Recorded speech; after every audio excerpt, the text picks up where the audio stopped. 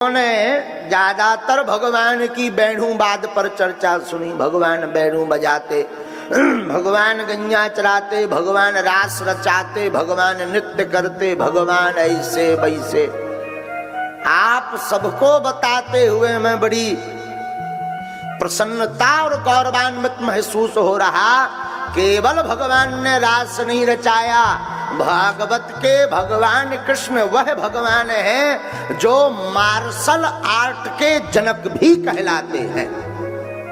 हाँ, martial art के जनक भगवान कृष्ण हैं। नीति निपुणज्ञ भगवान कन्हैया केवल रास भर नहीं रचाते, नीति निपुण भी है। कब कौन सी नीति का खेल खेलना है तो भगवान कृष्ण को फॉलो करो। मानो महाभारत काल में जब जो है पांडवों के ऊपर मंडराने लगी आफत, तब भगवान कन्हैया ने एक नीति चली। द्रौपदी जी के मुख पर पल्लू लंबा करवा कर प्रातः काल भीष्म पितामह जी को प्रणाम करवा दिया।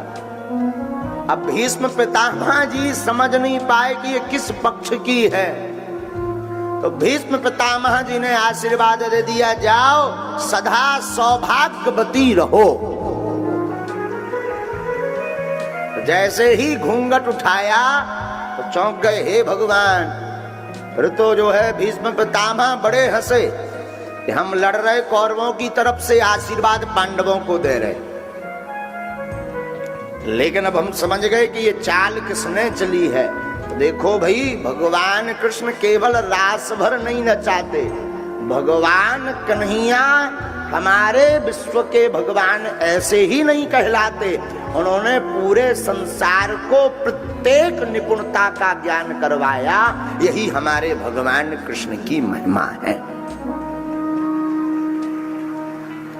उन्हीं नंद नंदन चित चोर माखन चोर मुरली मनोहर माधव की कृपा से हम सब 7 दिन तक छतारी की इस धरा पर भगवान की कथा का रस स्वादन करेंगे। दूसरी बात, कथा जीवन में ठीक उसी प्रकार जरूरी है जैसे बॉडी को जिंदा रखने के लिए ऑक्सीजन जरूरी है, वैसे ही कथा आवश्यक है, नितांत। बोले क्यों? बोले देखो, एक सज्जन बोले महाराज अगर कथा ना सुने तो क्या मर जाएंगे? मरोगे तो नहीं, दिखने में तो जिंदा दिखाई पड़ोगे, पर जीवन जीने की कला नहीं आएगी तो मरे से बदतर हो जाओ।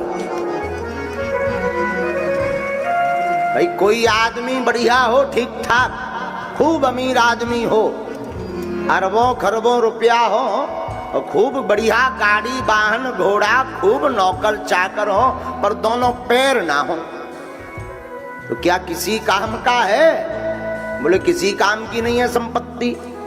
तो उसी प्रकार जो है व्यक्ति कितना भी बुद्धिमान, तार्किक, विद्वान, पढ़ा लिखा, गुणज्ञ, ज्ञानी, चतुर, बाबू, डीएम, पीएम जो भी बन जावे, पर अगर वो आध्यात्मिक नहीं है तो बिना आध्यात्मिकता के जीवन जीने की कला उसमें नहीं आ सकती। आध्यात्मिक नहीं है तो जीते जी मुर्दा के ही समान है। हम नहीं कहते, गोस्वामी तुलसीदास जी कहते, जीवत सौ समान ते प्राणी, जीवत सौ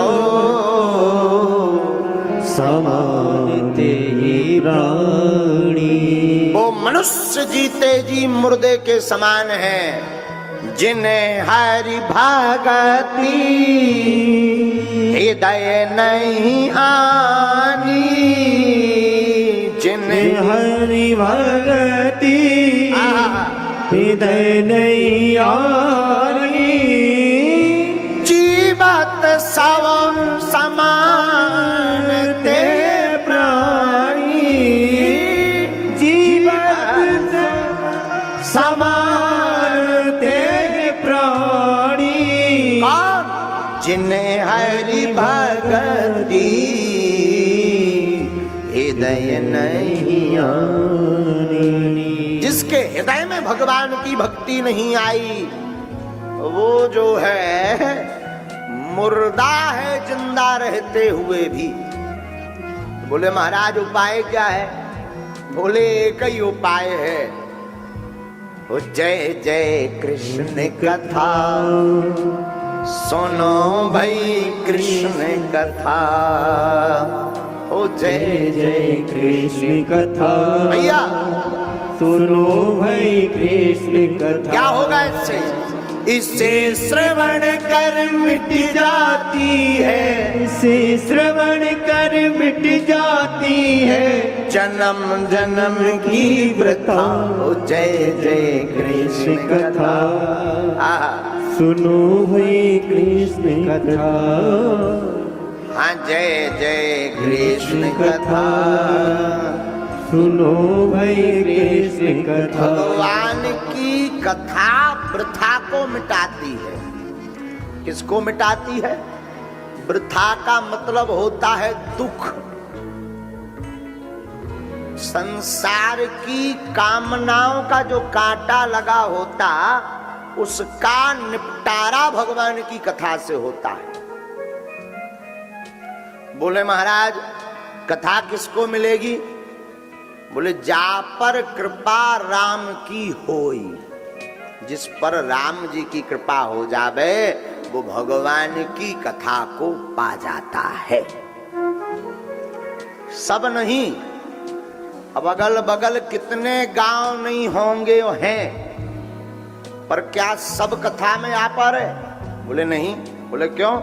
अरे बोले भैया वही आएगा जिससे हनुमान जी बुलाएंगे। सब अगर आ जाएंगे तो नरके कौन जाएगा? वहां की भी तो दुकान बंद हो जाएगी। तो दोनों दुकान को चलाना जरूरी है। और कई बार बड़ी दुकान पर भीड़ ज्यादा हो तो छोटी अपने आप चल पड़ती है। बोलो सीताराम, जोर से बोलो। तो जो है